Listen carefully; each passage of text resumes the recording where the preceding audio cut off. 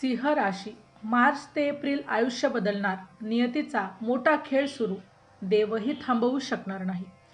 सिंह राशीच्या जातकांनो, मार्च ते एप्रिल हा साधा कालखंड नाही. हा तो टप्पा आहे जिथे आयुष्य अचानक वळण घेते.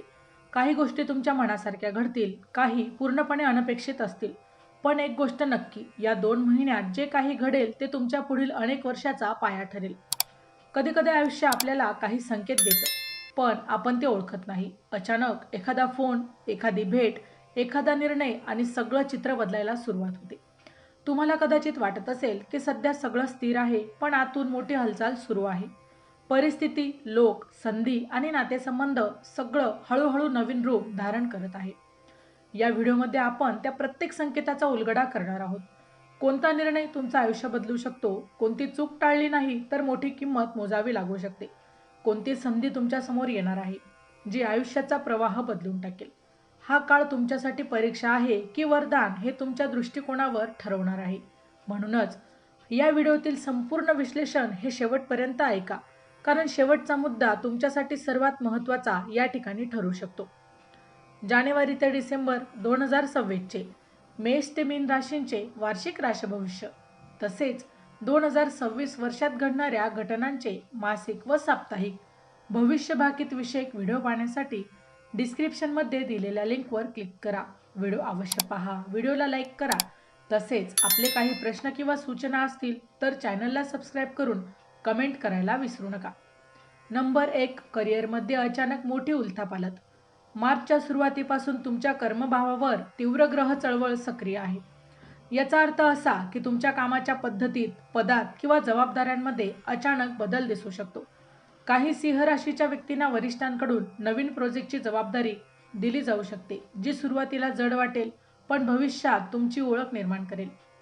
ज्या लोकांनी आत्तापर्यंत तुमच्याकडे दुर्लक्ष केलं होतं तेच आता तुमच्या कामाचे कौतुक करतील. मात्र या काळात अहंकार वाढू न देणे अत्यंत आवश्यक आहे.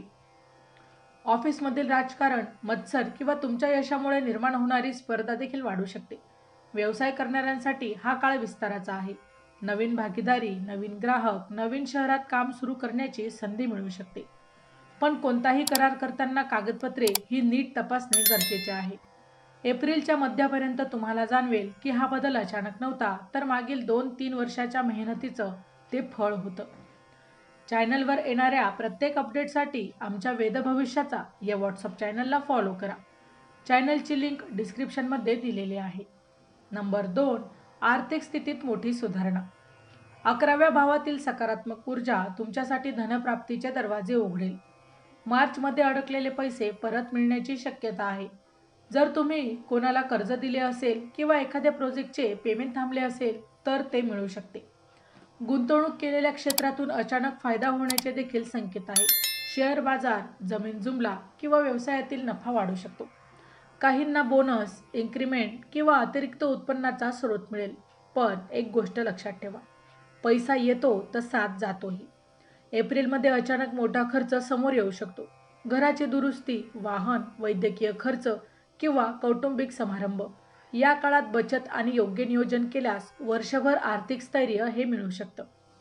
नंबर 3, नातेसंबंधांमध्ये सत्य उजेडात येणार. 7व्या भावावर पडणारा प्रभाव तुमच्या वैयक्तिक आयुष्यातील लपलेले पैलू उघड करतील. जर तुमच्या नात्यात गैरसमज, शंका आणि दडलेले प्रश्न असतील तर ते आता समोर येतील. प्रेमसंबंधात असलेल्या सिंह राशीच्या व्यक्तींना जोडीदाराची खरी भावना समजेल. काहींसाठी हा काळ अधिक घट्ट करण्याचा असेल तर काहींसाठी वेगळे होण्याचा. विवाहित लोकांसाठी संवाद हा महत्त्वाचा ठरेल. छोट्या गोष्टींवरून वाद वाढू शकतात, पण संयम ठेवल्यास ते टाळता येतील. पण मित्रपरिवारातही खरे आणि खोटे नको ओळखू येतील, जे फक्त तुमच्या यशात सहभागी होतात पण अडचणीत साथ देत नाहीत.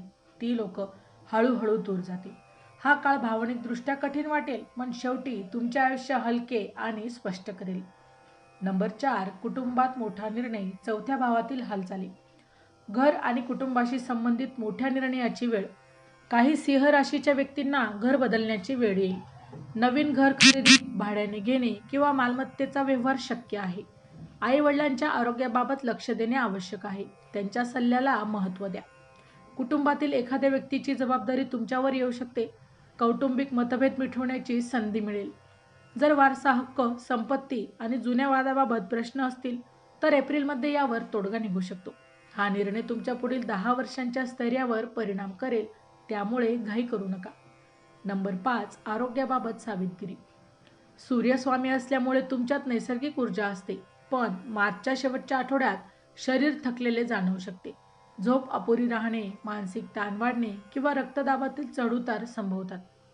कामाच्या ओझ्यामुळे तुम्ही स्वतःकडे दुर्लक्ष करू शकता. नियमित व्यायाम, प्राणायाम आणि सूर्यनमस्कार केल्यास ऊर्जा संतुलित राहील. आहारात तिखट आणि जड पदार्थ कमी करा, पाणी जास्त प्या.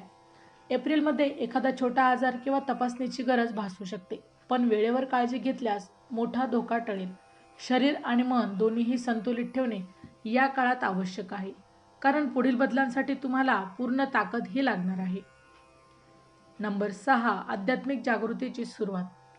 या काळात तुमच्या अंतर्मनात एक वेगळीच हालचाल सुरू होईल. बाहेरून सर्व काही व्यवस्थित दिसत असले तरी आतून तुम्हाला काहीतरी शोधायचं आहे, अशी भावना देखील निर्माण होईल.